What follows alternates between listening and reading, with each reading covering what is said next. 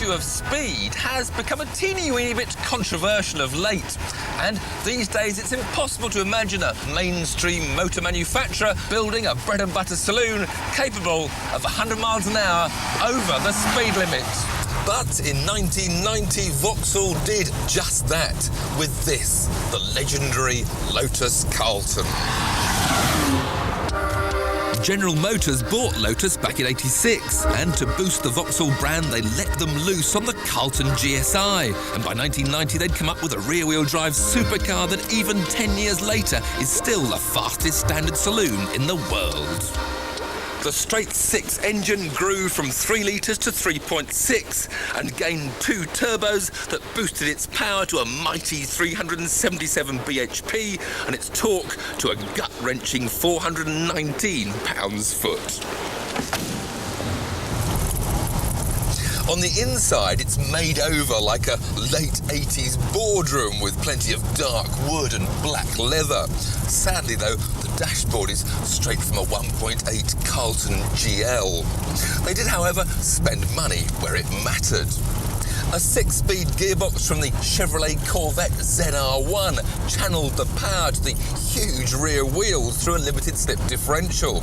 The brakes and suspension were thoroughly reworked to make sure this middle management missile stayed on the straight and narrow. Fat tyres and a mean body kit completed the transformation. At £48,000, it was double the price of the regular Carlton, but it was still half the price of anything else with that kind of performance. Performance?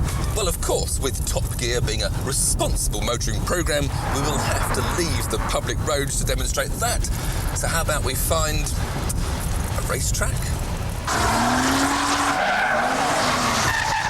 When you're talking about performance, you're talking about 0 to 60 in 5.2 seconds, 0 to 100 in 11.5. This is mega.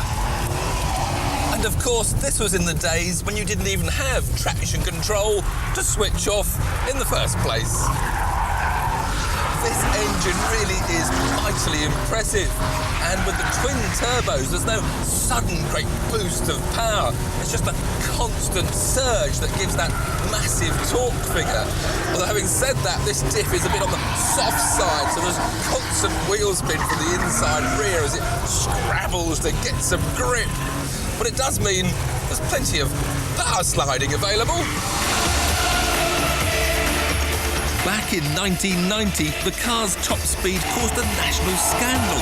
Both BMW and Mercedes had just agreed to limit their hottest cars to 155 miles an hour, yet the Carlton would easily pull another 20, putting it on par with a Ferrari Testarossa. This is a 4-door family saloon that goes at over 175 miles an hour. Can you believe that? A family saloon. Who's the family? Mr. and Mrs. Fittipaldi. This car comes complete with a driver's ejector seat and a portaloo for the passenger. But for police and safety groups, it was no laughing matter. For them, this car was plain dangerous, an invitation to break the law. Such was the furore, Vauxhall even decided to drop any mention of the car's top speed in its advertising. Cynics even suggested the police were upset because Vauxhall had just sold them a pup in the form of a fleet of 24-valve Senators that could only do 149 miles an hour. Cynics suggested that, but of course, we couldn't comment. But just as the Carlton broke cover, so the recession hit, and muscle cars with big price tags were just too high profile. Joyriders stole them, villains used them as getaway cars, insurers were charging premiums of £6,000, and potential customers just faded away. Yet mention the Lotus Carlton today and it still attracts enormous respect. It's that good. Best examples fetch around £25,000, shabbier ones nearer 15. As supercars go, this really is something of a bargain.